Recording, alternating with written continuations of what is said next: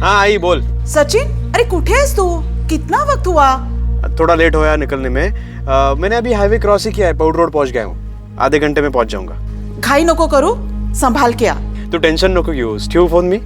अच्छा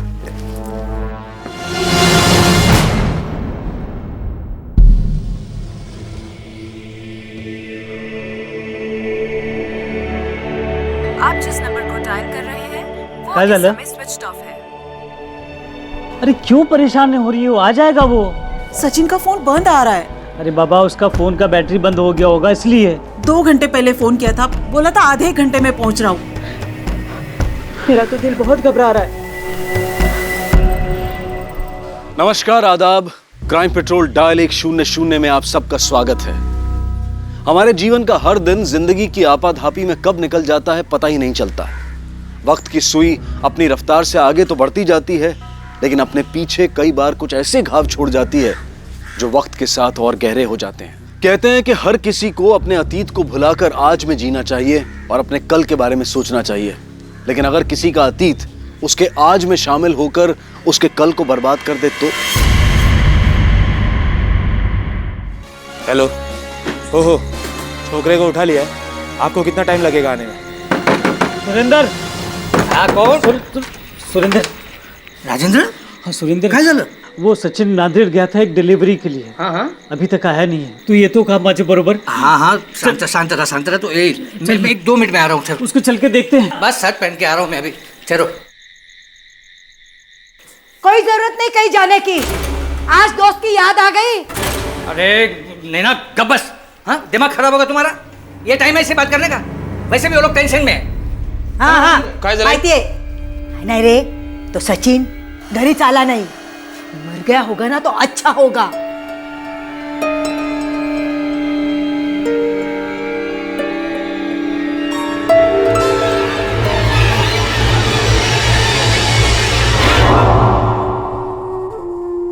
तूने मुझे धोखा दिया है। शादी से पहले तो किसी और मर्द के साथ। मैं तेरे साथ नहीं रह सकता। मुझे तलाक चाहिए।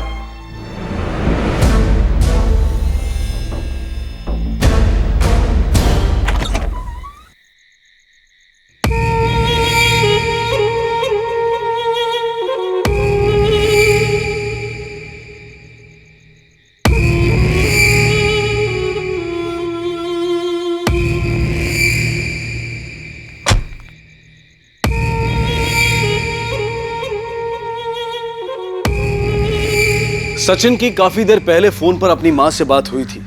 नांदेड़ से वापस लौटते वक्त उसके साथ जो कुछ भी हुआ था उसके घर वाले उससे बेखबर थे। पर यह विद्या कौन थी?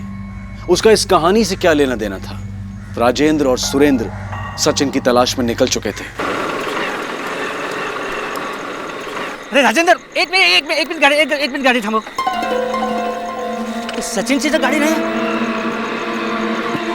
राजेंद्र, अरे ये तो सचिन की गाड़ी है। सचिन। सचिन। सचिन। ओ राजेंद्र। हाँ। अरे इकडे हे देख।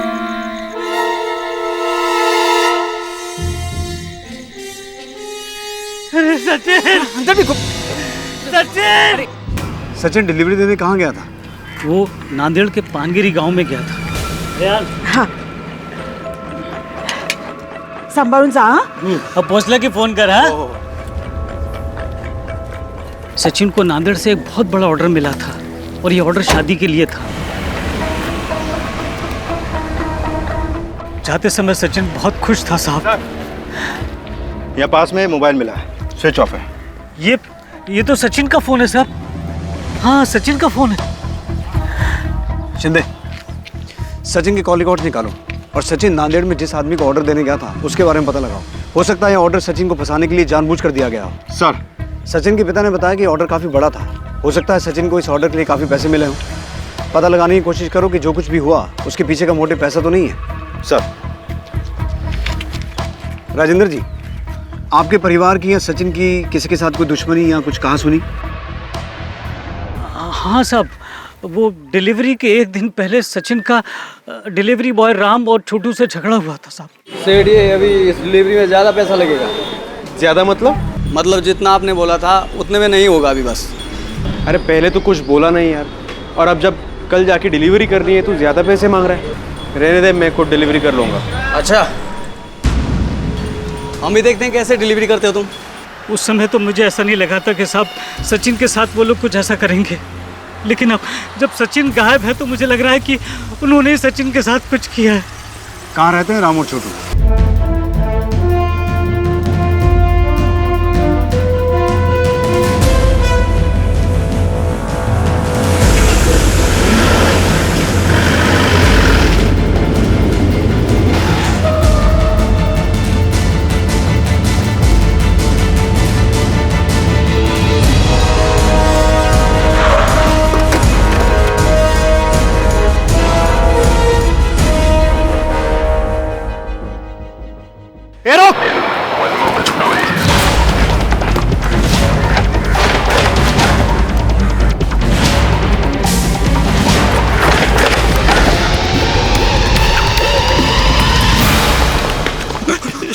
साहब हमने कुछ नहीं किया साहब। हमने कुछ नहीं किया साहब।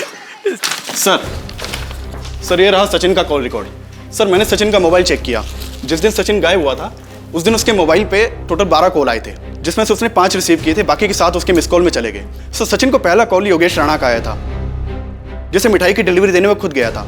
उसके बाद उसकी मंगेतर प्रीति और उसके एक दोस्त संतोष का कॉल आया था। आखिरी कॉल से उसकी माँ का आया था। सर इसके अलावा उसके मोबाइल पे कई बार एक लैंडलाइन से मिस कॉल आया है, जिसे उसने सिर्फ एक बार रिसीव किया है। अब हमें यह पता करना होगा कि सचिन की इन सब लोगों से क्या बातचीत हुई थी। शायद कोई क्लू मिले। ये राम और छोटू ने मुंह खोला? जी अभी तक नहीं सर, लेकिन पीएसआई साहब उनसे पूछताछ कर रहे हैं।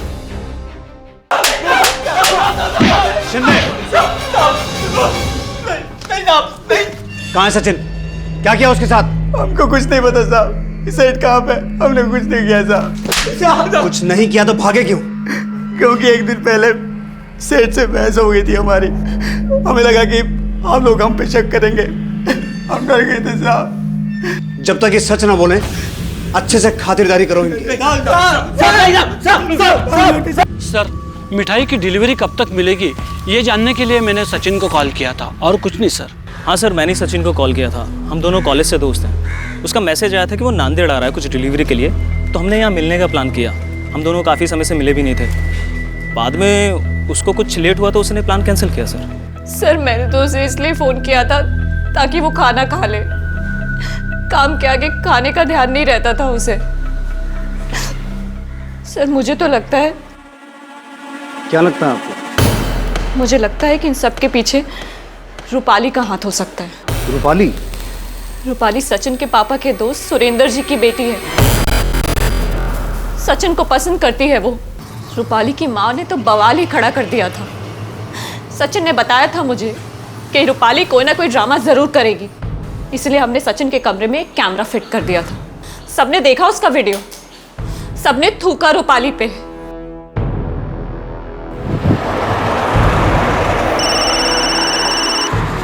हेलो सर, राम और छोटू कुछ बताना चाहते हैं। हम लोग राजेश सेठ की बातों में आ गए थे साहब। उन्होंने ही हमको भड़काया और बोला कि सचिन भाव का धंधा अच्छा चल रहा है और पगार बढ़ाने को बोलो। राजेश सेठ का धंधा अच्छा नहीं चल रहा था साहब, इसलिए वो सचिन सेठ से चलते थे। आराम से आराम से आराम से। क्या रे सचिन, राणे का ऑर्डर पहले मुझे मिला था, तूने मेरे कस्टमर पे हाथ क्यों डाला? मैं क्यों किसी पे हाथ डालूंगा भाई? और राणे सेठ ने मुझे पहले ऑनलाइन ऑर्डर दिया है। तू पूछ ना राणे सेठ को, पूछ कि तेरी घटिया मिठाई के ऑर्डर को छोड़ के उन्होंने मेरी टॉप क्लास मिठाई की ऑर्डर क्यों दी, पूछ उनको। अरे धंधे में आके 2 दिन नहीं हुए तुझे और हवा में उड़ने लगा है तू। ऑनलाइन खेलेगा मेरे साथ तू? अभी इंजीनियर है ना तू, वहीं जाके खेलना ये सब। यहाँ मेरा धंधा क्यों चौपट कर रहा है तू? देख राजेश, ये तीखा तेवर ना मिठाई बेचने वाले को सूट नहीं करता। तू भी शुरू करना ऑनलाइन बिजनेस, तुझे किसने रोका है? देख मला खूप उशीर होतोय, बहुत बड़ी ऑर्डर है, मुझे काम करने दे। देखता हूँ मैं अब तुझे। फिर राजेश सेठ ने हमको भड़काया कि हम ज्यादा पैसे की डिमांड करें। हम उनकी बातों में आ गए साहब, लेकिन सचिन सेठ ने हमको नौकरी से निकाल दिया साहब। बस इतनी सी बात है साहब। फिलहाल इन दोनों को जाने दो, लेकिन नजर रखना। सर शिंदे, सचिन के कॉल लॉग में जो लैंडलाइन से मिस कॉल्स थे उसके बारे में कुछ पता चला? हाँ सर, वो कॉल्स किसी पीसीओ से किए गए थे, लेकिन किसने किए वो आइडेंटिफाई नहीं हो पाया। लेकिन शिंदे, इस केस को क्रैक करने के लिए हमें कोई ना कोई लीड तो चाहिए। राम और छोटू के हिसाब से राजेश सचिन से जलता था, और वहीं दूसरी तरफ राजेश की बहन रूपाली किसी भी तरीके सचिन को हासिल करना चाहती थी। इस हिसाब से इन दोनों भाई बहन के पास मोटिव तो है सचिन को किडनैप करने का। कहीं सारे कांड में इन दोनों का हाथ तो नहीं है? हाँ सर, मैंने सचिन को धमकी ज़रूर दी थी और हम दोनों में थोड़ी गर्मागर्मी भी हुई थी, लेकिन इसका मतलब ये नहीं है सर कि इतनी छोटी सी बात के लिए मैं उसका किडनैप कर लूँ। सर वो बेंगलोर में इंजीनियर था, वहीं जाके नौकरी करता। मुझे तो लगा था इसके पापा भी दुकान बंद करके उसी के पास चले जाएंगे, लेकिन उल्टा वो यहाँ आया और वो ऑनलाइन करके पूरे कस्टमर खींच लिए और मेरा धंधा चौपट कर दिया सर। इसीलिए मैंने उसका धंधा चौपट करने के लिए राम और छोटू को उकसाया। लेकिन आई शपथ, खरं सांगतो सर, मैंने उसका किडनैप नहीं किया है। जी सर, मैं सचिन को बहुत पसंद करती थी, पर पता नहीं उसे उस प्रीति में क्या दिखता था जो सचिन ने उससे एंगेजमेंट कर ली। और मैंने सोचा कि शादी से पहले एक आखिरी बार ट्राई कर लूँ, पर सर उसने मुझे कहीं का नहीं छोड़ा और उसके बाद से मैंने सचिन से कभी बात भी नहीं की। और मेरा विश्वास कीजिए, मैंने उसके साथ कुछ भी नहीं किया है। शिंदे, ये जितना सीधा अपने आप को बता रहे हैं उतना है नहीं। हो सकता है ये काम इन्होंने खुद ना किया हो, किसी और से करवाया हो। कड़ी निगरानी रखो इन पर। सर,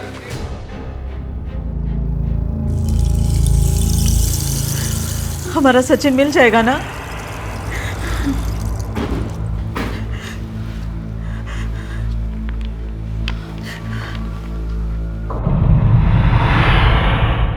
राधिका स्वीट्स हमारी बहुत पुरानी दुकान है।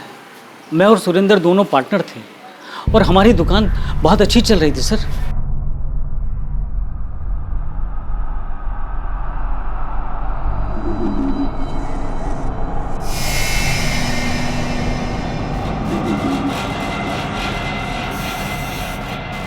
सब कुछ अच्छा चल रहा था सर, लेकिन सुरेंद्र की बीवी नैना के भड़काने के बाद सुरेंद्र ने अपना हिस्सा अलग कर लिया और हमारी दुकान के पास एक नई दुकान खोली, न्यू राधिका स्वीट्स के नाम से।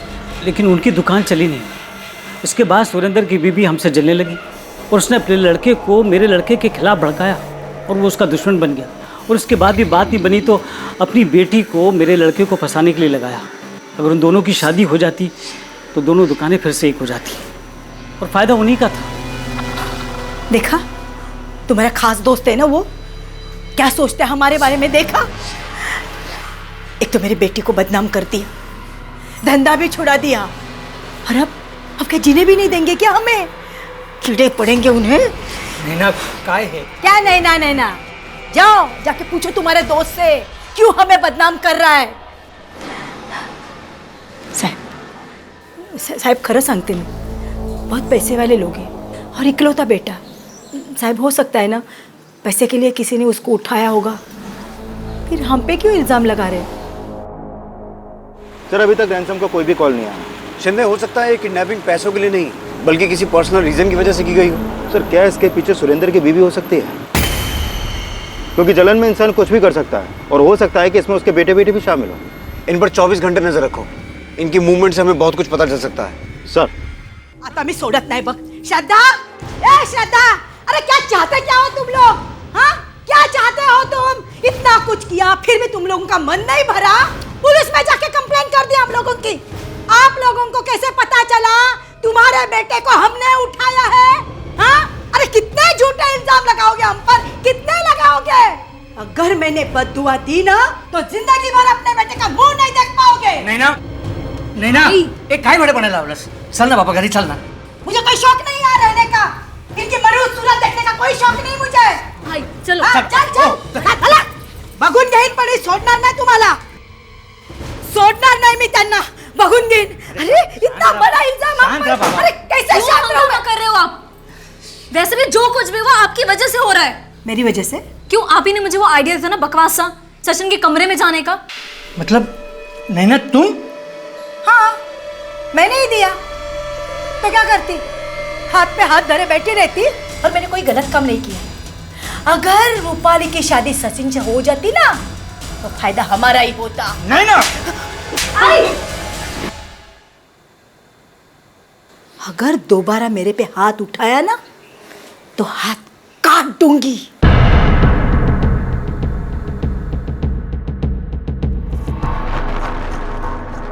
आई एम सॉरी विद्या जी, मैं आपको एलिमनी नहीं दिला पाया।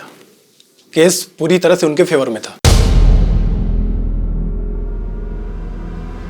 सर, ये डिटेक्टिव गोविंद सचिन के केस के बारे में इन्होंने पेपर में पढ़ा था, उसी के सिलसिले में कुछ बताना चाहते हैं। बैठिए। सर, सचिन ने मुझे हायर किया था। हायर किया था? किस काम के लिए? उसे प्रीति के कैरेक्टर पे डाउट था। वो ये जानना चाहता था कि प्रीति का किसी से अफेयर है या नहीं। उसने मुझसे कहा कि मैं प्रीति पे नजर रखूं। फिर उसने मुझे नीलेश की फोटो भी दी और उन दोनों पे नजर रखने के लिए कहा।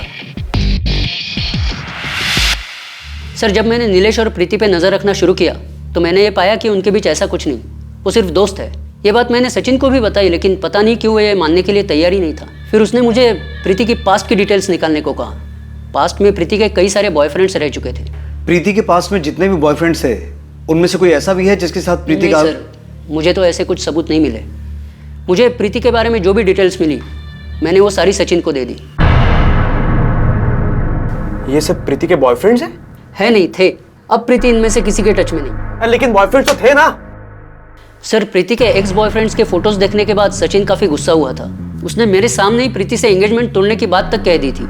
उसे लेकर प्रीति का भाई उत्कर्ष सचिन से काफी नाराज हुआ था। सर, सचिन ने मुझसे कहा कि मैं एंगेजमेंट तोड़ दूं, वरना वो सबको मेरा पास बता देगा। सर, ये एक अरेंज मैरिज थी। उसको मैंने कहा कि ये प्रीति के जो भी रिलेशनशिप्स थे वो एंगेजमेंट के पहले के थे और हर एक इंसान का एक पास्ट होता है। मैंने उसे समझाया कि उसका भी कोई एक पास्ट होगा। अच्छा, तो कहीं इसी वजह से तुम दोनों ने उसके साथ कुछ? नहीं सर, हम लोगों ने कुछ नहीं किया।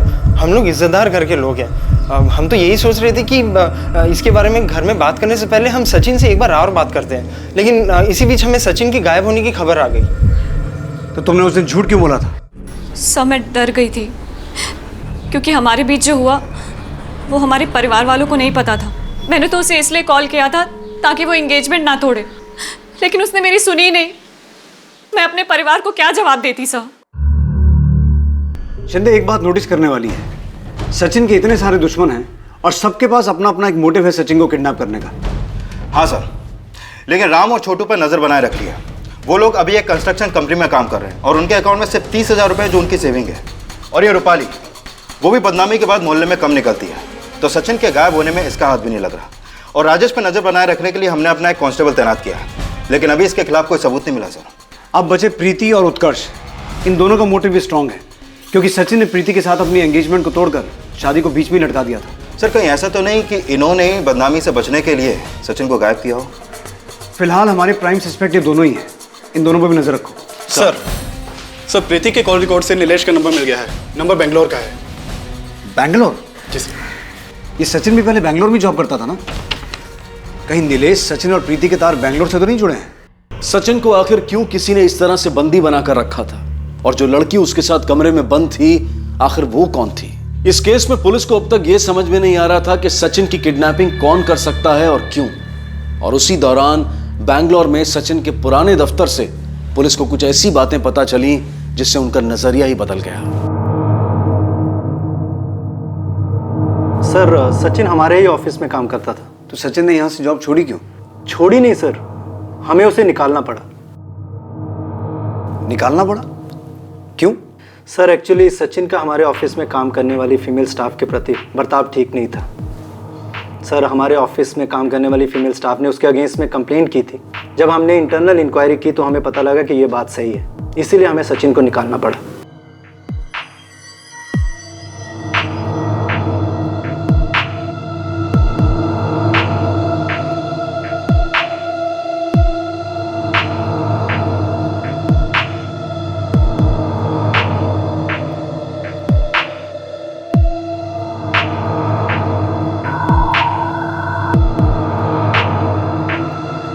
सर, असल हंगामा तो तब शुरू हुआ जब सचिन ने हमारे ही ऑफिस में काम करने वाले एक मेल एम्प्लॉय की वाइफ के साथ अफेयर किया, और वो दोनों हस्बैंड वाइफ हमारे ही ऑफिस में काम करते थे।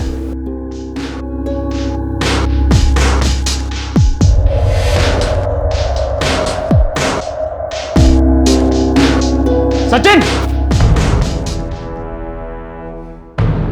नीलेश? Yes sir.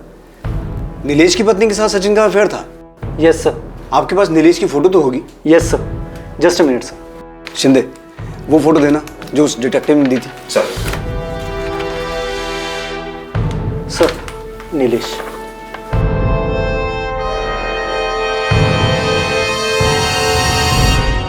सचिन के बारे में कुछ ऐसे खुलासे हुए थे जिसके बारे में उसे जानने वाले सोच भी नहीं सकते थे। जहां सचिन को कैद करके रखा गया था, वो वहां से निकलने की भरपूर कोशिश कर रहा था। और जो लड़की उसके साथ कैद में थी, क्या वो सचिन को जानती थी? क्या सचिन की इस किडनैपिंग के पीछे कुछ ऐसे राज छिपे थे जिनका खुलना अभी बाकी था? हाँ सर, ये कॉल्स मैंने ही किए थे, और इसलिए क्योंकि सचिन ने काम ही ऐसा किया था। अपने घर वालों के सामने तो एकदम महात्मा बनकर रहता है, लेकिन असल में बहुत नीच और घटिया आदमी। सर, मैंने उसे अपना दोस्त समझा था, लेकिन उसने मेरी बीवी के साथ ही अफेयर कर लिया, जिसके बाद मेरा डिवोर्स हो गया। लेकिन तुमने अभी तक ये नहीं बताया कि तुम सचिन को इतने कॉल्स क्यों करते थे? तसल्ली मिलती थी सर। जब जब मुझे ये बात याद आती थी कि उसकी वजह से मेरा डिवोर्स हुआ है, तब तब मैं उसे फ़ोन करके गाली देता था। और जब उसने मेरा फ़ोन उठाना बंद कर दिया, तो मैं दूसरे नंबर से उसे कॉल करने लगा। अच्छा लगता था, 2 मिनट के लिए सही, लेकिन उसे कॉल करके गाली देने में तसल्ली मिलती थी सर। और प्रीति से क्यों मिलते थे? सर, प्रीति तो बस एक मोहरा थी। मुझे सोशल मीडिया के जरिए पता चला कि वो प्रीति से शादी करने वाला है। मैंने प्रीति का पीछा करना शुरू किया और जल्द ही वो मेरी अच्छी दोस्त बन गई। फिर मैंने अपनी और प्रीति की मीटिंग की फ़ोटो सचिन को भेजी। लेकिन सर, मैंने प्रीति के साथ कुछ गलत नहीं किया, और ना ही वो मेरे प्लान के बारे में जानती थी। मैं तो उसे सिर्फ एक मोहरे की तरह यूज़ कर रहा था, ताकि मैं सचिन को दुख पहुँचा सकूँ, उसे तकलीफ दे सकूँ। सर, मैंने नीलेश का पूरा कॉल रिकॉर्ड क्रॉस चेक किया। कॉल रिकॉर्ड के हिसाब से तो वो क्लीन है, और बेंगलोर पुलिस को भी मैंने नीलेश पर नजर रखने के लिए बोल दिया है। शिंदे, इस सचिन का कैरेक्टर बड़ा अजीब निकला। एक ही वक्त पे दोहरी जिंदगी जी रहा था। एक तरफ तो अपनी मंगेतर प्रीति पे शक कर रहा था, और दूसरी तरफ अपने बहुत सारे अफेयर चला के बैठा था। जिस आदमी का अपनी दोस्त की बीवी के साथ चक्कर हो सकता है, सोचो उसने अपने पास्ट में क्या क्या गुल खिलाए होंगे। हो सकता है सचिन की किडनैपिंग का कनेक्शन उसके पास से हो। मुझे लगता है हमें सचिन के पास को अच्छे से खंगालना चाहिए, और इसकी शुरुआत उसके कॉलेज से करता है। सचिन के कॉलेज से पुलिस को कई चौंका देने वाली बातें पता चली, जो शायद सचिन के आज को बर्बाद कर रही थी। कॉलेज में सचिन के कई लड़कियों के साथ अफेयर थे, और वहीं पुलिस को संध्या के बारे में पता चला, जिसके साथ सचिन ने तो कॉलेज में मजाक मस्ती में अफेयर किया था, लेकिन यही अफेयर संध्या की जिंदगी में तबाही बनकर आया था। संध्या सचिन को लेकर काफी सीरियस थी। पुलिस ने संध्या के बारे में पूछताछ की तो उन्हें पता चला कि संध्या के पिता फूल बेचने का काम करते थे। सर, दुकान लॉक्ड है।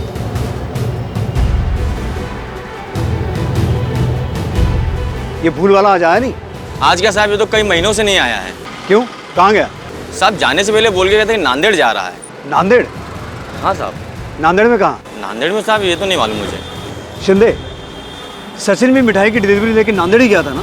हाँ सर। ये सिर्फ एक कोइंसिडेंस नहीं हो सकता, जरूर इसके पीछे कोई गहरी साजिश है। सर, ये दुकान का ताला तोड़ के चेक करें।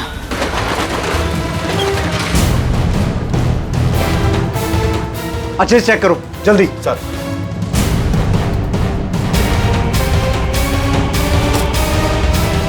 सर, ये देखिए। ये फोटो सभी पुलिस स्टेशन में भेजो। मुझे लगता है सचिन को गायब करने में इन दोनों का ही हाथ है। सर। हमें नांदेड़ चलना होगा फौरन। कदम साहब, आसपास पता करवाइए, शायद किसी ने कुछ देखा हो। जी। और इसकी बॉडी पोस्टमार्टम के लिए भिजवाइए। जी।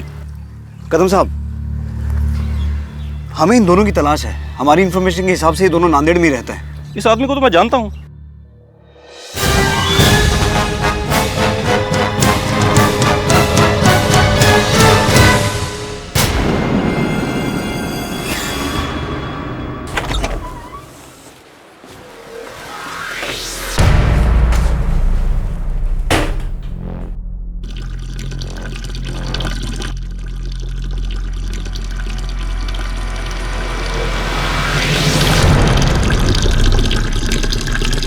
मैं जो कर रहा हूं तुम्हारे लिए कर रहा हूं।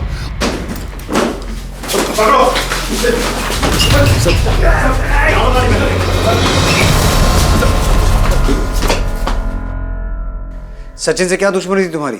उसे किडनैप क्यों किया? नफरत करता हूं मैं उस लड़के के नाम से। हैवान था वो, जिंदगी खराब कर दी उसने मेरी बेटी की। उसके चक्कर में मेरी बेटी पागल हो गई साहब।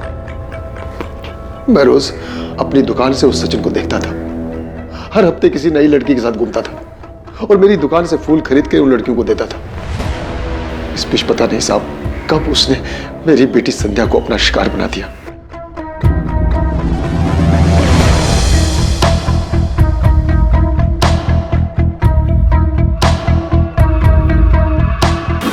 काका, आप यहाँ फूल बेच रहे हो, वो आपकी इज्जत पे माला चढ़ा रहा है। क्या हुआ?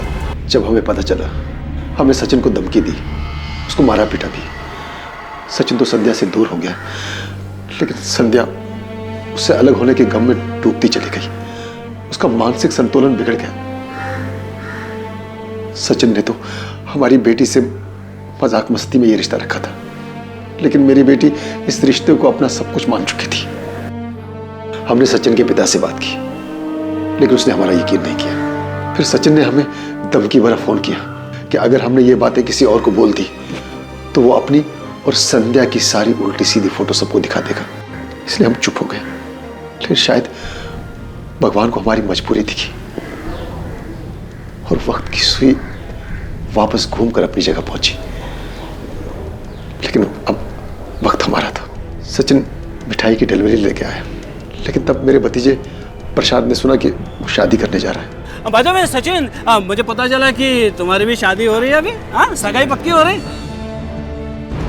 इसलिए मेरे तीनों भतीजों ने उसे किडनैप किया। कौन हो तुम? क्यों मार रहे हो मुझे? कौन हो तुम? छोड़ो मुझे, छोड़ो मुझे। हमने उसे नहीं मारा साहब। हम तो ये चाहते थे कि वो हमारी बेटी से शादी करे। शायद हमारी बेटी ठीक हो जाती। इससे पहले कि हम सचिन की शादी संध्या से करते। ले चल जल्दी पहन ले। क्यों? क्योंकि तेरी शादी है मेरी बहन के साथ, समझे?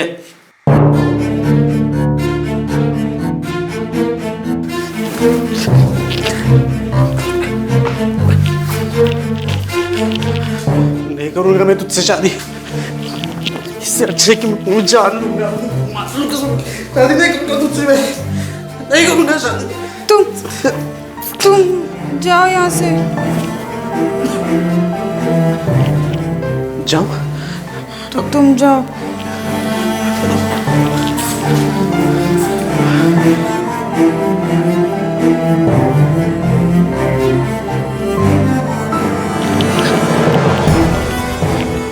लेकिन जब उन लोगों को पता चलेगा कि तूने मुझे भगाया है तो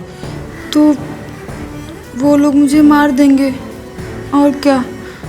उसके बाद वो कहाँ गया मुझे नहीं पता साहब, लेकिन हमने उसे नहीं मारा है साहब। आखिरकार इस बात का खुलासा हुआ कि सचिन के अतीत का वो कौन सा राज था जो उसके आज पर भारी पड़ रहा था। लेकिन अगर संध्या के पिता की माने तो उन्होंने सचिन का खून नहीं किया था। पुलिस के सामने अब बड़ा सवाल यह था कि आखिर सचिन को किसने मारा और क्यों मारा।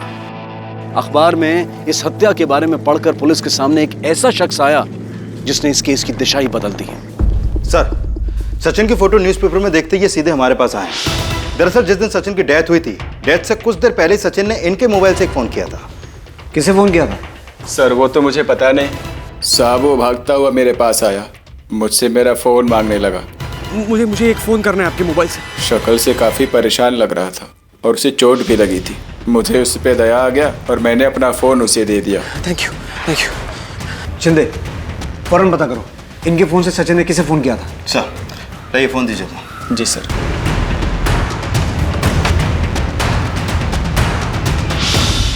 पुलिस, संतोष कहाँ है? वो तो यहाँ नहीं है सर। लेकिन हुआ क्या है सर? हमें एक मर्डर के सिलसिले में उससे बात करनी है।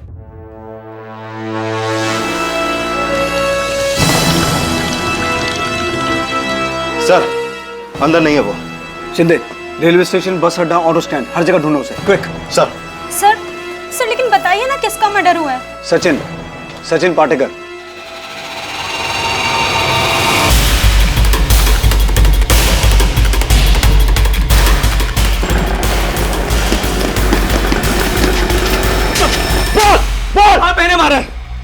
मैंने मारा सचिन को। क्यों मारा? सचिन मेरे भाई संतोष का दोस्त था। वो अक्सर भाई के साथ घर आता था। मुझे सचिन अच्छा लगता था और धीरे धीरे मुझे उससे प्यार हो गया। हालांकि मैं जानती थी कि उसका बहुत लड़कियों के साथ अफेयर है और उसने मुझे प्रॉमिस किया कि वो मेरे बाद किसी और लड़की के पास नहीं जाएगा। उसके बाद मैं प्रेग्नेंट हो गई। ये बात मैंने सचिन को बताई तो मुझे लगा वो मुझसे शादी कर लेगा, लेकिन वो तो मुझे छोड़ के चला गया। मैं बहुत डर गई थी सर, इसलिए मैंने मैंने चुपचाप अबॉर्शन करा लिया। ये बात मेरे अलावा कोई नहीं जानता था। और फिर मेरी शादी हो गई। मेरे पति और सचिन एक ही कंपनी में काम करते थे। दोनों में अच्छी दोस्ती थी और सचिन को तो आदत थी अपने पुराने अफेयर्स के बारे में अपने दोस्तों के सामने डींगे हाँकने की। सचिन ने बिना जाने मेरे पति को मेरी प्रेगनेंसी की बात बता दी, जिससे नाराज़ होकर मेरे पति ने मुझसे डिवोर्स ले लिया। और ये बात मैंने अपने भाई को बता दी। दिमाग खराब हो गया था मेरा जब मुझे ये पता चला। मैं उसे उसी दिन मार देना चाहता था जब वो नांदेड़ आया था। बाद में मुझे पता चला कि वो किडनैप हो गया है। और एक दिन एक अननोन नंबर से उसने मुझे फ़ोन किया। हेलो हेलो संतोष, मैं सचिन बात कर रहा हूँ। यार मैं आता नांदेड़ में बहुत बड़ी मुसीबत में हूँ यार। मुझे किस लोगों ने किडनैप किया था। मैं पुलिस के पास नहीं जा सका क्योंकि सचिन फ़ोन पर अपनी जान की भीख मांग रहा था। मैं तो इसी इंतजार में था कि कब उस कुत्ते को तड़पा तड़पा के मारूं, अपनी बहन की, अपने परिवार की इज्जत का बदला लूं। थैंक्स यार, तू आ गया। ये जगह सेफ थे, चल निकलते यहाँ से। वो लड़की को भी बचा।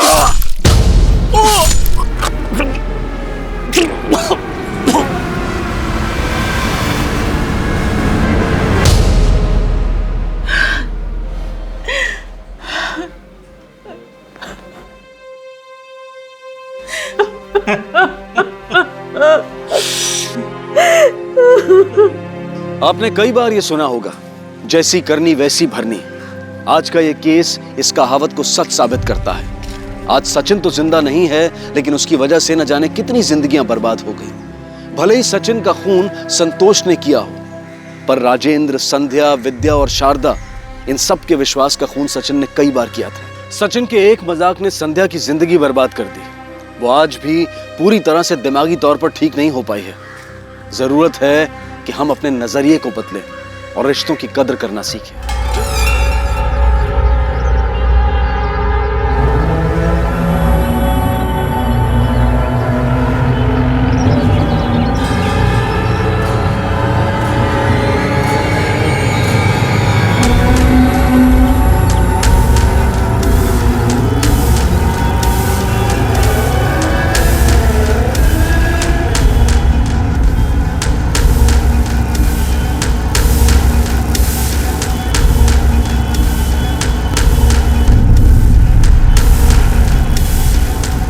बोलिए, क्या काम है?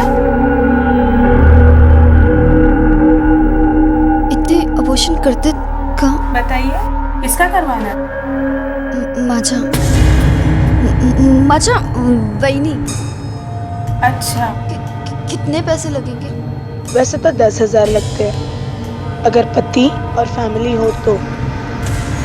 अगर नाजायज बच्चा हो तो सिर्फ 25,000।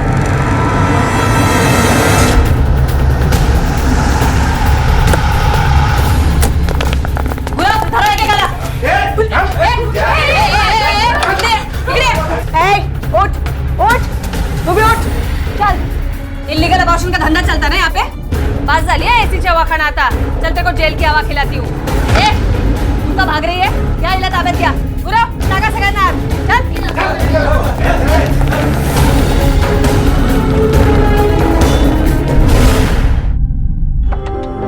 वृंदे, वृंदे,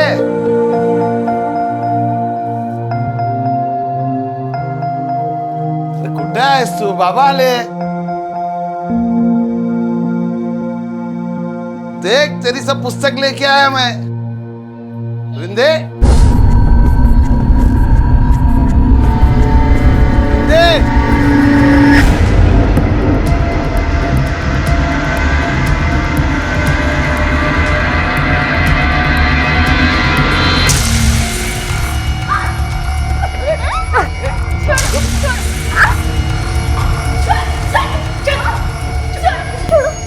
काय चाललंय? मॅडम, ये भाग रही थी मॅडम।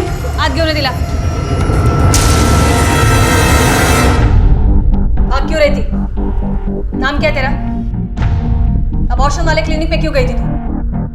ए चल बोल पटकन। हाथ पैर की तरह जबान नहीं चलती है तेरी? हाँ, चल मुंह खोल। काय सापडलं हिच्याजवळ? कोई सामान, कोई बॅग, पर्स? देखो चेक करो, शायद कोई आईडी मिल जाए। नहीं मैडम, इसके पास से कुछ नहीं मिला, ये खाली हाथ थी।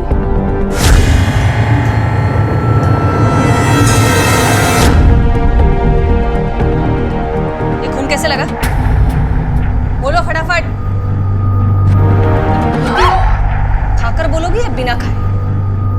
चल बोल।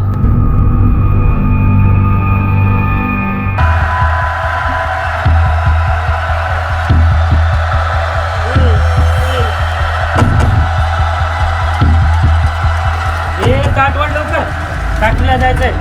ये बनसोड़ आलास? हाँ बोल। तेरे को पता है वृंदा किधर गई? तेरे को मालूम नहीं क्या रे? तू जाता है 15-20 दिन को ट्रक चलाने को, तेरे पीछे तेरी लड़की भिंगरी जैसी। राव दे, मैं काय को मेरा मुंह खराब करूँ रे? ये बनसोड़े आवर, हाँ अपनी जिब्या आवर। तेरे को मदद नहीं करने का तो मत कर, और मेरी बेटी के बारे में कुछ भी गलत सलत सुन के लेगा नहीं मैं। कैसा सुनेगा? तेरे को मालूम है क्या क्या क्या बोलते लोग? घर पे होएगा तो मालूम पड़ेगा ना। जा जा जा, पोरगी संभाल पहले, जा चल। मैडम, वो अबॉर्शन पर कितना खर्चा आता है वो पूछने आई थी मैडम। खुद का अबॉर्शन कराने आई थी? नहीं मैडम, उसने तो कहा था अपनी भाभी का अबॉर्शन करवाना है, लेकिन मुझे जहाँ तक लगता है वो अपने अबॉर्शन के लिए ही आई थी। लड़की की प्रेगनेंसी टेस्ट कराओ तुरंत।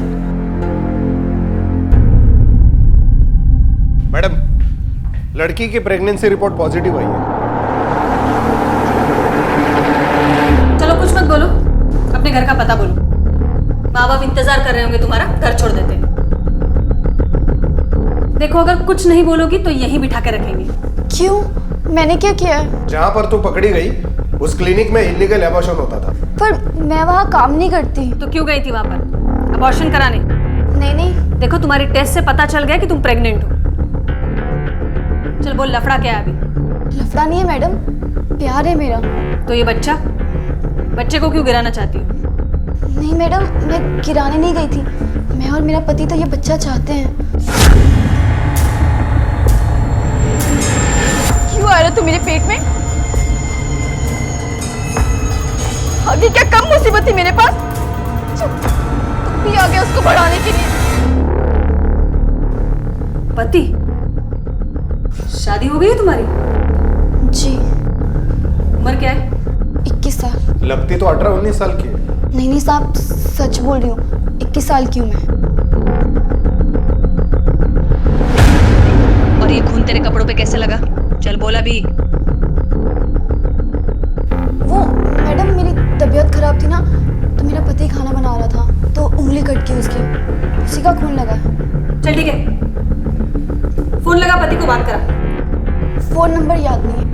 घर मोहल्ला गली नंबर कुछ तो याद होगा, या मैं मेरे तरीके से याद दिलाऊं? याद है, राज पाटिल नाम है इनका, नाग थाने में रहते हैं, मकान नंबर 65।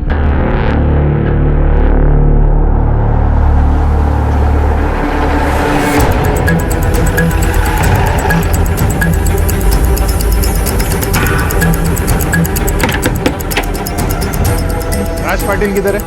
राज पाटिल इथे आम्ही राहतो साहेब, और रमाने सरने में हमारा। हो साहब, मैं सचिन रमाने और ये मेरी बाइक को कुसुम रमाने। घर के कागजात और आईडी प्रूफ दिखाओ। हो साहेब, मैं अभी लेके आती हूँ। पर हुआ क्या है सर?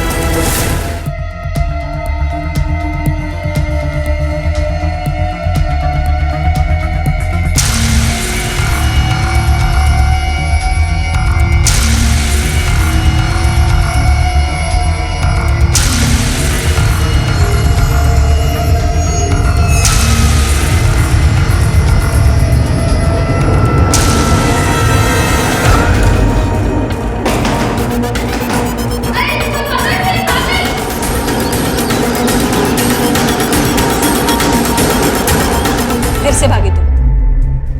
इसका मतलब है जरूर कोई गलत काम किया होगा। नहीं नहीं मैडम। चल बोल, ये बच्चे का बाप कौन है?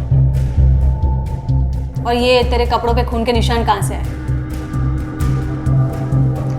देख तू पेट से है इसलिए बहुत नरमी से पेश आ रही हूं मैं। अब बोल दे वरना मैं भूल जाऊंगी तू पेट से है। अब बोलेगी या फिर?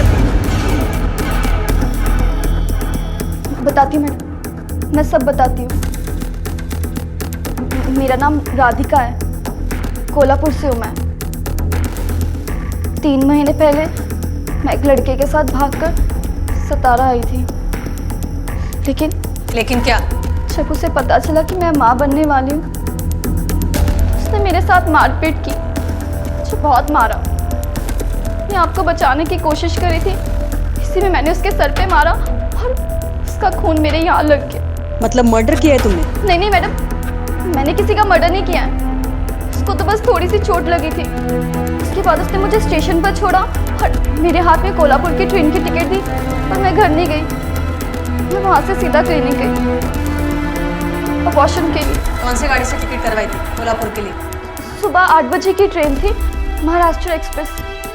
गुरु एक काम करो, रिकॉर्ड्स करो और देखो महाराष्ट्र एक्सप्रेस में इसका बुकिंग है या नहीं। Yes madam.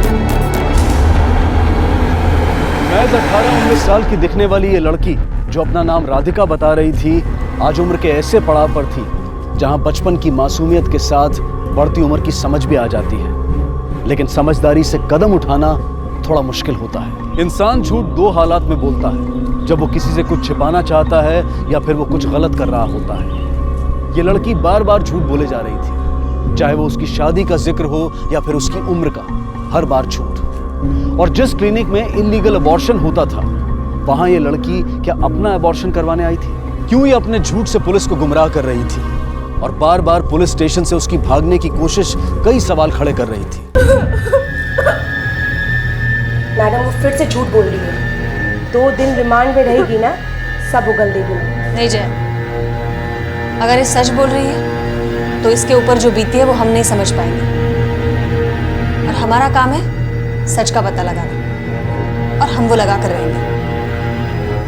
तब तक इसे क्रिमिनल मत समझो।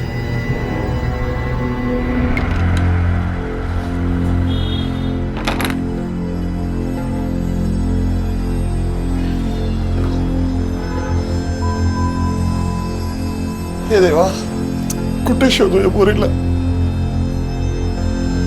कुठे शोधू? राधिका, ये तुम इस दलदल में फंसी कैसे? तुम्हारे साथ कब से ये सब हो रहा है, तो तुमने पुलिस में कंप्लेंट क्यों नहीं लिखवाई? आई हमेशा कहती थी कि तू खूब पढ़ना, खूब नाम कमाना, क्योंकि यहाँ पर गरीब और मजबूर लोगों का फायदा उठाने वाले बहुत लोग हैं। मैं भी वही करना चाहती थी। आई के जाने के बाद मैं हमेशा केदारेश्वर मंदिर में जाया करती थी। वही मिली थी वो मुझे, हल्का मौसी। काय झाला? क्यों रो रही है? बोल। मेरी आई का देहांत हो गया, उनकी बहुत याद आती है। देवा, तू रो मत। हाँ, रोने से कुछ नहीं होगा, समझना, मैं तेरी आई हूँ। अच्छा एक बात बता, तो यहाँ मंदिर में रोज आती है? मैं भी अब रोज आया करूँगी। मैं तेरी माशी, मतलब माँ जैसी। हाँ, तू रो मत।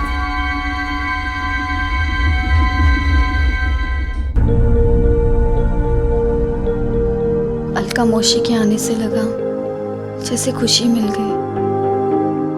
उनका मेरे लिए अच्छे अच्छे गिफ्ट लाना, मेरा ख्याल रखना, उनके आने से लगा जैसे माँ की कमी पूरी हो गई।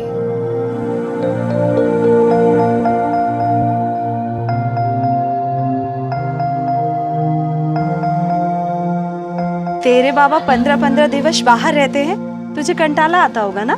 हाँ। तो एक काम कर, तू मेरे साथ पंचगनी चलेगी? कब जाना है? मैं बताऊंगी ना तुझे। ठीक है। वृंदा, वृंदा, वृंदा तुझे क्या हुआ? तू रो क्यों रही है? ये सब किसने किया? मौसी, जब हम लॉन्च के बाहर गए थे तो कमरे में एक आदमी आया था और उसने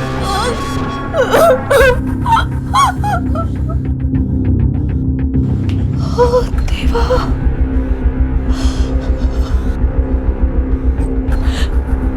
वृंदा, तू चुप हो जा और चल, पुलिस में चलते हैं। नहीं, नहीं वृंदा, पुलिस के पास जाएंगे तो तेरे बाबा को सब कुछ पता चल जाएगा। नहीं, और लोगों को भी पता चल जाएगा कि तेरे साथ क्या हुआ, तो जीते जी मर जाएंगे बेटा। नहीं, क्या करें? नहीं, हम पुलिस स्टेशन नहीं जाएंगे, हम घर चलेंगे। फिर एक बार ऐसा ही हुआ, मैं मौसी पर भरोसा करती रही। और स्कूल और हॉस्टल में एडमिशन कराने के लिए मुझे एक कॉर्पोरेटर के पास ले गए। काश मैं आई का सबक याद रखती और अलका मौसी पे भरोसा नहीं करती। लेकिन जब तुम्हें पता चला कि ये अलका मौसी तुम्हारे साथ ये सब कर रही है, तो तब पुलिस में क्यों नहीं आई तुम? मैं जाना चाहती थी पुलिस के पास, मैं जाने वाली थी, पर अलका मौसी ने मुझे धमकी दी। उसने कहा अगर मैं पुलिस के पास गई तो वो मेरा गंदे वाला वीडियो सबको दिखा देगी। इसलिए मैं डर गई और मैं नहीं गई। 3 सालों से तुम्हारे साथ इतना सब कुछ हो रहा था, तुम्हारे घर वालों को भनक तक नहीं हुई? बाबा 15 दिनों में एक बार आते थे, उनको कभी कुछ पता नहीं चला। वृंदा, क्या हुआ बेटा? तबीयत तो बढ़िया है ना तुझी? क्या झालं सांग, मैं तेरे लिए अच्छा वाला खाना बनाता हूँ। हाँ, फिर खाना खा के मेरे बच्चे के मुंह पे हंसी आएगी, है कि नहीं? हाँ, राधिका, तुम रहती कहाँ हो? मैंने पूछा कहाँ रहती हो तुम?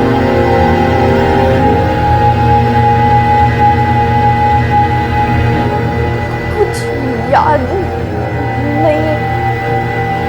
ठीक है, जब तक याद नहीं आ जाता तब तक यहीं रहो।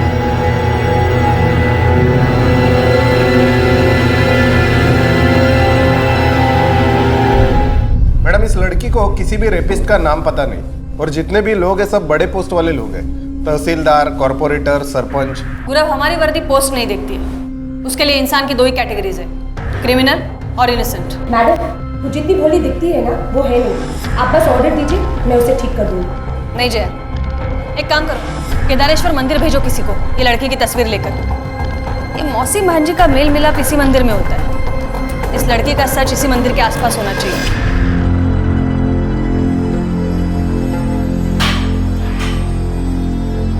देखिए मैडम, मुझे घर जाने दीजिए, और ये खाना मुझे नहीं खाना है। मुझे जितना भी याद था मैंने आपको सब बता दिया, मुझे घर जाने दीजिए प्लीज। मुझे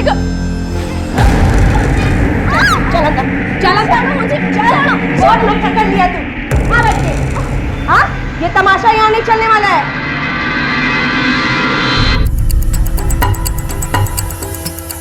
धर्मपुरी पुलिस स्टेशन में इस लड़की की मिसिंग कंप्लेंट दर्ज हुई है। इसकी उम्र 19 साल है। इसके बाबा को मैंने पूछताछ के लिए बुलाया है। और हाँ मैडम, इसका नाम राधिका है ही नहीं, वृंदा है। मैंने कहा ना मुझे खाना नहीं खाना है। वृंदा,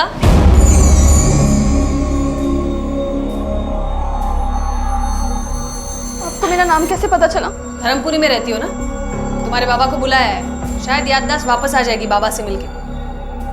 बाबा को क्यों बुलाया आपने? मैं आपके आगे हाथ जोड़ती हूँ, प्लीज मेरे बाबा को कुछ मत बताइएगा, प्लीज। क्यों?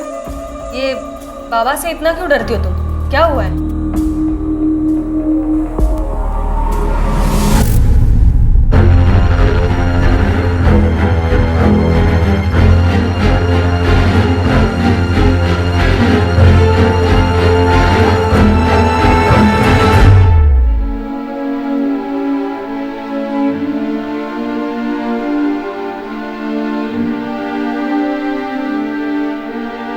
हे देवा, हे पांडुरंगा, ऐकलीस तू माझी हाक, ऐकलीस माझी बरी आहेस ना तू वृंदा?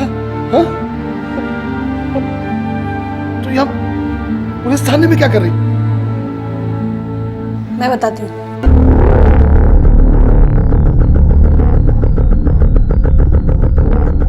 हे काय बोलताय तुम्ही मॅडम? वृंदा के साथ रेप? विचारा तिलाच, शायद आपसे कुछ सच बोल दे।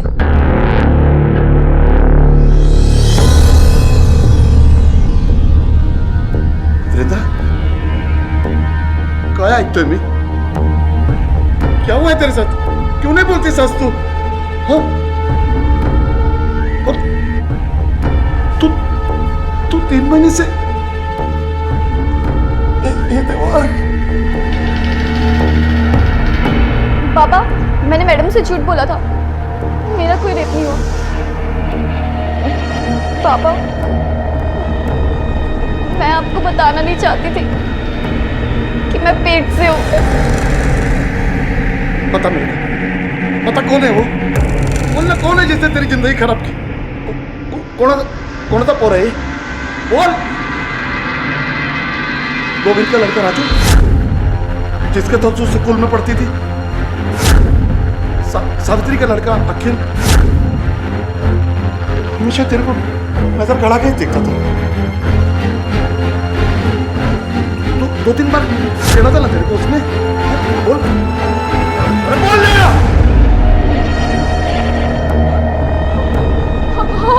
हाँ बाबा, वो सावित्री काकी का बेटा अखिल है।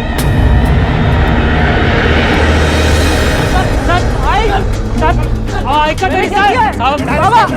तरी साहब, कमी हो गया होगा साहब। स्टेशन लाए साहब, छोड़ो ना मेरे बेटे का साहब। आशिकी का बुखार चढ़ा है ना तुझ पे?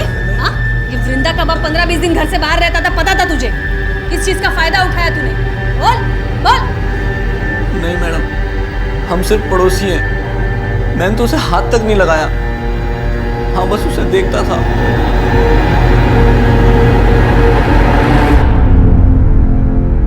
उसने मेरे बेटे को जेल में भेजा ना, भगवान उसका कभी अच्छा नहीं करेगा, देखना।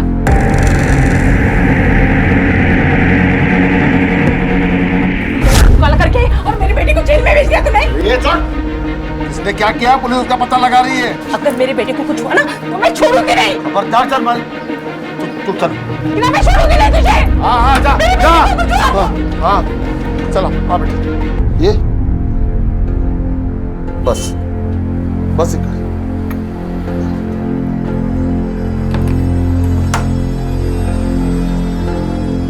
तू हाथ मुंह धो, कपड़े बदल, मी खायला बघतोय। कोर्ट से परमिशन निकालो। और एक बात, ये वृंदा की प्रीनेटल डीएनए पैटर्निटी टेस्ट करवाओ, उससे तो पता चल ही जाएगा बच्चा अखिल का है या नहीं। Yes madam.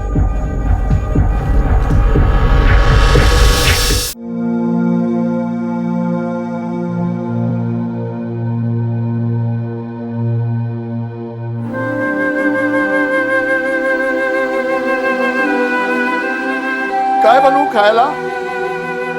झुणका करूं कि बैंगन? बोल ना। तेरे हाथ का अच्छा लगता है ना तेरे को?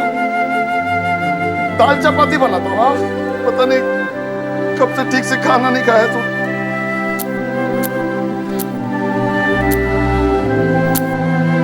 पापा,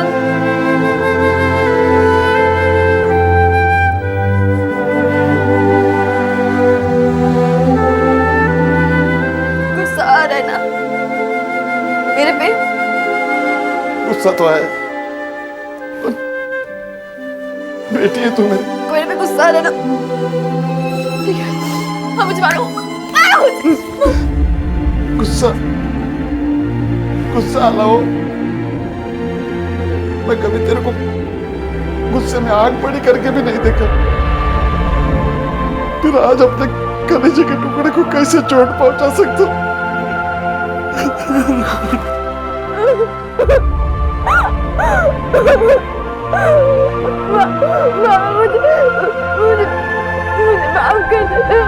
एक पिता और बेटी के रिश्ते के बीच में एक मर्यादा होती है, और इसी वजह से वृंदा नहीं चाहती थी कि उसकी जिंदगी के इस भयानक सच के बारे में उसके पिता को कुछ भी पता चले। लेकिन ऐसा हो चुका था। उसके पिता ये जान चुके थे कि वृंदा बिन ब्याही मां बनने वाली है और उसके साथ कुछ गलत हुआ है। ये जानकर वो टूट गए थे और यही सोच रहे थे कि काश ये एक बुरा सपना हो। दूसरी तरफ पुलिस फिर से वृंदा द्वारा दिए गए बयान और सुनाई गई कहानियों का सच जानने में जुटी थी। 1 महीने से ज्यादा बीत चुका था। अब पुलिस को बेसब्री से इंतजार था वृंदा के प्रीनेटल डीएनए पैटर्निटी टेस्ट की रिपोर्ट का। मैडम वृंदा केस का डीएनए रिपोर्ट आ चुका है। क्या शो कर रहा है? बच्चे का डीएनए अखिल से मैच नहीं हुआ। मैंने तो पहले ही कहा था मैडम वृंदा जितनी ऊपर की है उतनी ही नीचे की है। वो बड़ी झूठी है, उसे तोड़ना पड़ेगा तभी वो सच बोलेगी।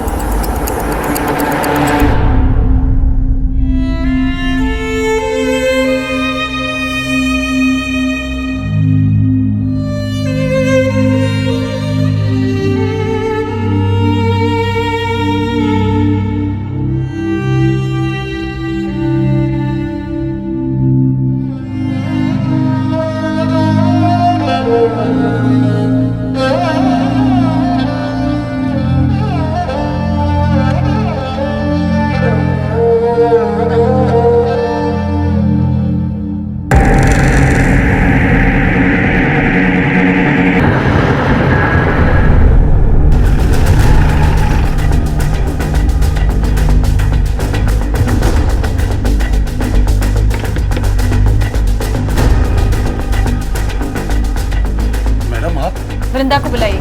लेकिन हुआ क्या है? वही जो आज तक होते आया है। आपकी बेटी ने फिर से एक बार झूठ बोला है। ये सच नहीं है। मेडिकल रिपोर्ट के हिसाब से आपकी बेटी के पेट में पलने वाला बच्चा अखिल का नहीं है। मेरी बेटी इतना बड़ा झूठ नहीं बोल सकती। आप फिर से जांच करवाइए। आप वृंदा को बुलाइए। अब टेस्ट करने की बारी उसकी है।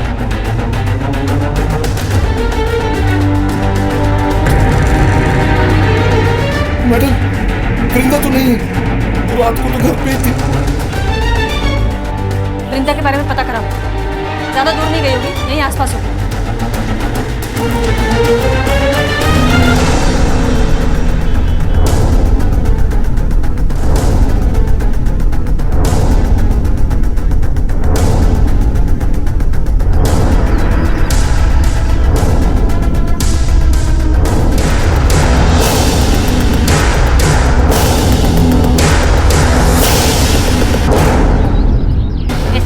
लड़कियों की वजह से हमारी बहू बेटियां बिगड़ सकती है। तुम लोग को यहाँ रहने की लायक नहीं है। तुम लोग निकालो इन दोनों को यहाँ से, भगो यहाँ से। पेट में जिसका बच्चा लेके घूम रहे हैं उसका नाम भी मालूम नहीं है। हाँ, निकलो बाहर, निकलो तुम लोग। रहने की जरूरत नहीं है यहाँ पे।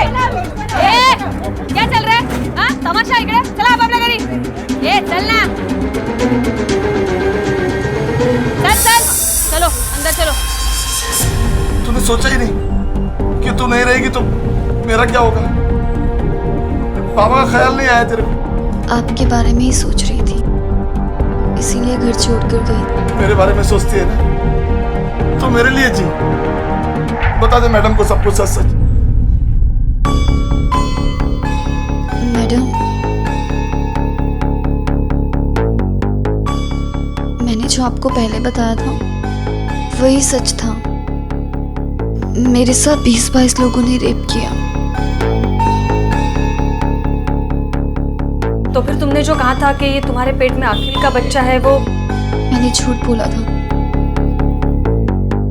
मैं नहीं चाहती थी कि मेरे बाबा को पता चले कि उनकी बेटी के साथ 20-22 बार गलत हुआ है।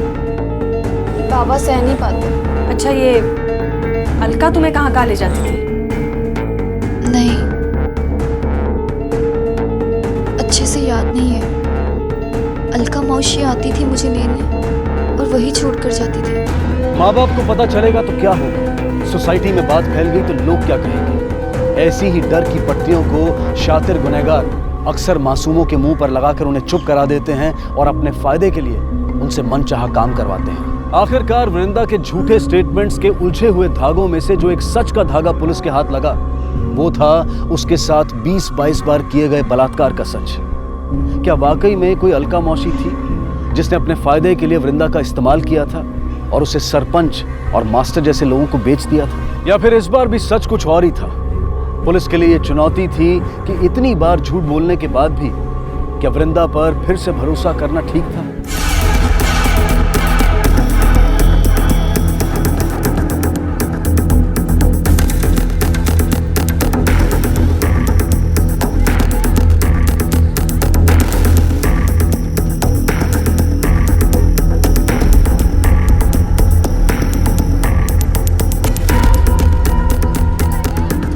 को कहीं देखा आपने? जी हाँ, मैंने इसे 1-2 बार देखा है मंदिर में आते हुए। एक लड़की से बात कर रही थी।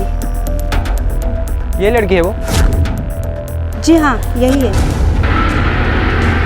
कि वृंदा ने पहली बार वाकई हमसे सच कहा है और उसका यही सच हमें रेपिस्ट के गले तक पहुंचा सकता है। मुर्गी कितनी निर्लज है ना, काय बोलूं, कहाँ मुंह काला किया होगा पता नहीं, तो भी मुंह उठा के चलती है वो।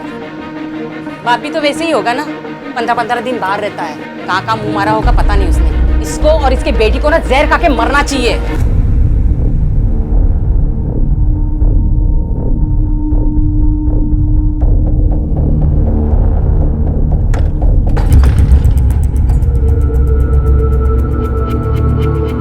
बाबा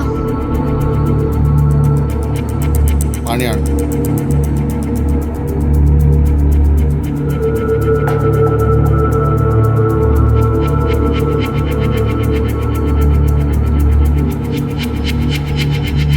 बाबा पानी।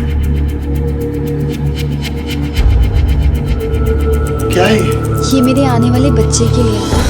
बच्चे को नए कपड़े नहीं पहनाते ना, तो मैंने अपने पुराने कपड़े निकाले हैं जो आपने संभाल कर रखे थे।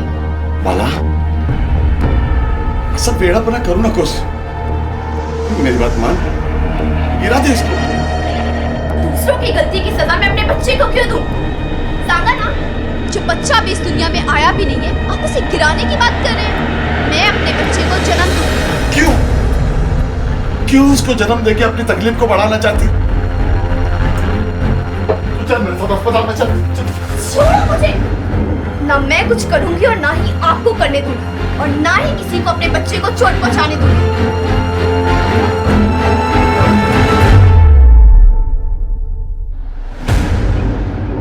मैडम सारे बार में, रेस्टोरेंट्स में, रेड लाइट एरियाज में उसकी स्केच भेजी, लेकिन अलका का कहीं कोई क्लू नहीं मिला। ये लड़की इस मैटर को घुमा रही है, लेकिन क्यों? मैडम, मेरे पापा गायब हो गए। क्या? मुझे पता है ये सब अलका मौसी ने किया। शायद उसको पता लग गया होगा कि मैंने उसकी गंदी करतूतें आपको बता दी है, और उसी बात का बदला लेने के लिए उसने मेरे बाबा को गायब किया। उसके अलावा ये काम और कोई नहीं कर सकता, मैं जानती हूँ। ये तुम्हारी अलका मौसी 3 साल से तुमसे गलत काम करवा रही है। उसकी एक भी डिटेल नहीं है तुम्हारे पास। जिन लोगों ने तुम्हारे साथ गलत किया है उनकी भी कोई डिटेल्स नहीं है। हम लोग कैसे पहुंचेंगे उन तक? देखो, अभी भी कुछ छुपा रही हो तो बता दो। मैं कुछ भी झूठ नहीं बोल रही हूँ, मैं सब सच बोल रही हूँ।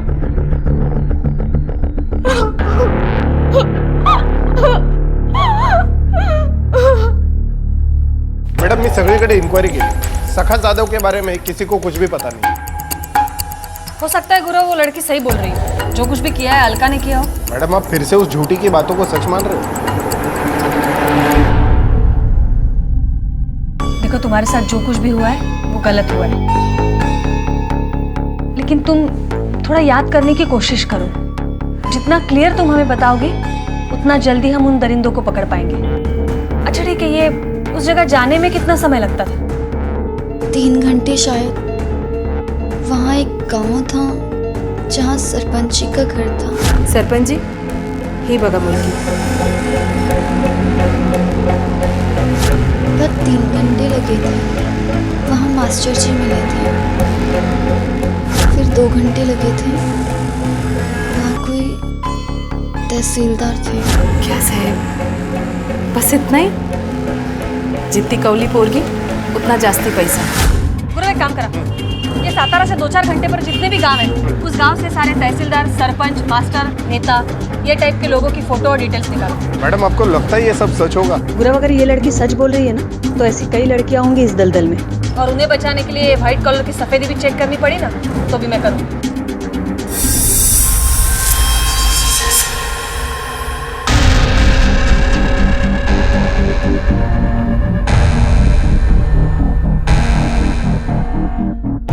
शायद ये सरपंच जी।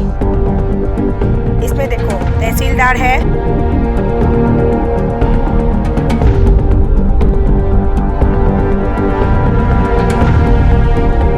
मैडम ये हर बार शायद बोल रही है, ऐसे में उन लोगों की पूछताछ करना ठीक होगा? इस लड़की को पहचानते आप? कौन है?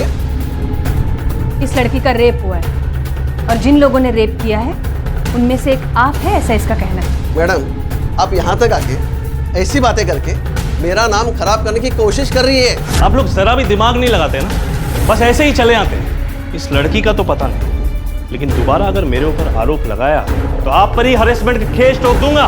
कैसी बात कर रहे हैं सर?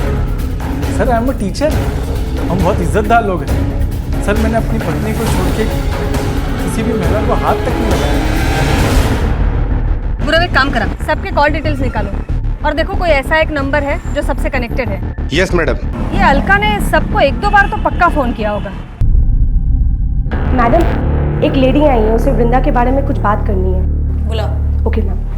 मैडम मैं वृंदा की पड़ोसी हूँ। जब उसका बाबा गायब हुआ उससे एक रात पहले उसके घर से काफी आवाज आ रही थी। सखा वृंदा से बच्चा गिराने की बात कर रहा था। चल मेरे साथ अस्पताल में चल। छोड़ो मुझे, ना मैं कुछ करूंगी और ना ही आपको करने दूंगी, और ना ही किसी को अपने बच्चे को चोट पहुंचाने दूंगी। मैडम मुझे तो लगता है इसमें कहीं ना कहीं वृंदा का ही हाथ है। मैडम मेरी आई भी नहीं है, सिर्फ बाबा है। मैं अपने बाबा के साथ बुरा कैसे कर सकती हूँ? कर सकती हो, क्योंकि अब लाइफ में तुम्हारे कोई नया आने वाला है और वो है तुम्हारा बच्चा। अब तक तो अबॉर्शन करने वाली थी और अब ये बच्चा रखने की बात क्यों? दूसरों के गलत काम की सजा मैं अपने बच्चे को दूं? हेलो मैडम उन सब लोगों के कॉल रिकॉर्ड में एक कॉमन नंबर मिला है, पुणे का कोई गजानन शिर्के नाम का। ठीक है।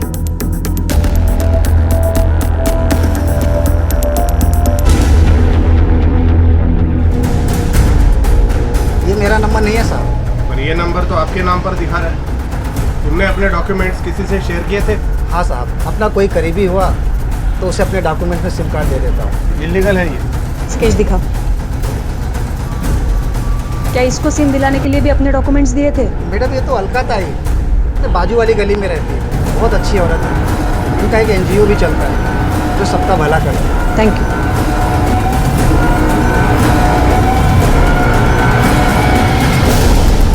चलाओ ना। हाँ वो वाली देखो। लोगों में से अलका कौन है? मैं हूँ अलका। काय झालं मैडम? हो मैडम, सातारा के केदारेश्वर मंदिर में मिली मैं उससे। एक कोने में बैठी रो रही थी। वो मुझसे बोली कि उसकी माँ मर चुकी है, बाबा बहुत बीमार है, पैसे भी नहीं है। 2000 रुपये दिए मैडम।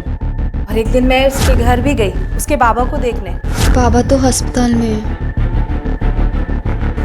पर आस पड़ोस वालों ने बोला कि उसके बाबा तो बिल्कुल ठीक है, बीमार ही नहीं है। झूठ बोली वो मुझसे। अब मुझे झूठ से सख्त नफरत है मैडम। मैं उसके घर वापस गई पर बोली देख बहुत हो गया तेरा नाटक, मेरे पैसे वापस कर दे वरना मैं पुलिस में जाएगी। शायद इसीलिए उसने झूठ बोला आप लोगों से। Thank you.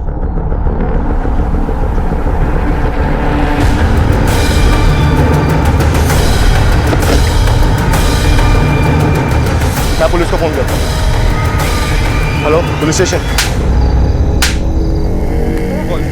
बोल बता, सच सच बता, तेरे को किसने भेजा था? बता किसने भेजा था तेरे को? बता। बोलता हूँ मैं साहब, बताता हूँ। हाँ बोल।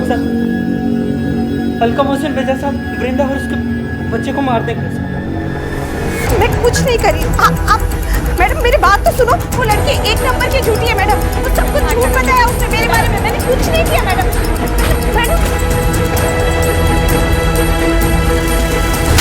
जो प्यार में धंधा करती है तू? हाँ मैं कुछ नहीं की मैडम, मैं आपसे बोलती ना, मैं कुछ नहीं की। इनको पहचानती है? कौन है ये लोग? मैं नहीं पहचानती इनको। तू ऐसे नहीं बोलेगी। इसको इतना मारो कि खुद को भी भूल जाए। ओ मैडम, बड़े बड़े लोगों से कांटेक्ट है, ये वर्दी उतरवा सकती मैं? हाँ दिखाती हो तुझे। अभी बातें कम, काम देख हमारा। मारो इसे। बस हो मैडम, नहीं भेजी थी वो वृंदा को पिटवाने के लिए गुंडों। नहीं बेचती तो वो अपने बच्चे को जन्म देने वाली थी। इसी लालच में बस ये सब की मैं। ये तुम लोग ठीक नहीं कर रहे हो। अरे मेरे बहुत कॉन्टैक्ट्स है इस तरह के एलिगेशंस। अलका माने के स्टेटमेंट के आधार पर उन सभी लोगों को बलात्कार के आरोप में गिरफ्तार किया गया। अदालत में वृंदा ने पूरी हिम्मत दिखाई और अपने गुनहगारों को कड़ी से कड़ी सजा दिलाने में पुलिस और कानून की मदद की। लेकिन वृंदा के पिता के बारे में पुलिस अब तक कुछ पता नहीं लगा पाई थी। कुछ का मानना था कि वो अपनी इकलौती बेटी की तकलीफों को दूर नहीं कर पाए, इसलिए सदमे और बेबसी में कहीं चले गए। और कुछ लोगों का ये कहना था कि शायद उन्होंने आत्महत्या कर ली होगी। वृंदा ने एक बच्चे को जन्म दिया और एक एनजीओ की मदद से एक फैमिली ने उस बच्चे को अडॉप्ट कर लिया। अब वृंदा ऐसी एक एनजीओ के साथ जुड़कर अपनी पढ़ाई कर रही है और साथ ही अपने जैसी न जाने कितनी मासूम लड़कियों की मदद करती है, उनकी हिम्मत बनती है। हमें दिल से अपनाने वालों और अपने फायदे के लिए अपना बनाने वालों के बीच के फर्क को सही वक्त पर जानना और समझना बेहद जरूरी है। जिंदगी में कुछ आसान नहीं होता है। जो काली रात में हिम्मत से संघर्ष करता है वही उजाला बनकर चमक उठता है। इसी विचार के साथ अब मैं अनूप सोनी आपसे विदा लेता हूं। फिर मुलाकात होगी अगले एपिसोड में जुर्म की एक और कहानी के साथ। तब तक अपना और अपने परिवार का ख्याल रखें और देखते रहें क्राइम पेट्रोल डायल 100। सबक एक को सीख हम सबको। जय हिंद। क्राइम पेट्रोल्स के और भी दिलचस्प कहानी देखने के लिए हमारे चैनल को सब्सक्राइब करें और बेल आइकॉन दबाना न भूलें।